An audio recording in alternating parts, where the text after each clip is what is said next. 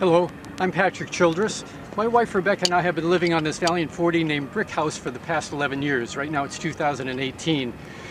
And we have a long sailing history that predates this boat. You can check into that at our blog site, whereisbrickhouse.com.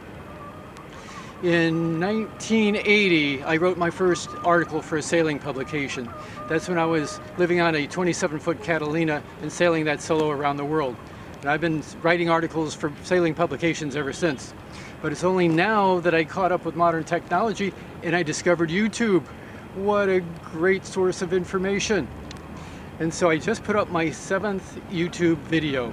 What we are trying to do is put up unique content that you won't find in any other sailing magazine. It's not a duplication of what other people do. Things like using PVC tubing that you buy at the hardware store for chafe protection on your stays. This piece cost me about 30-40 cents here in Sri Lanka, and this is going to last forever.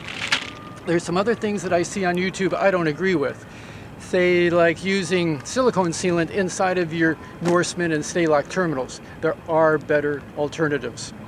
So stay tuned, check out the videos, and I hope that they're helpful to you, and we'll see you soon.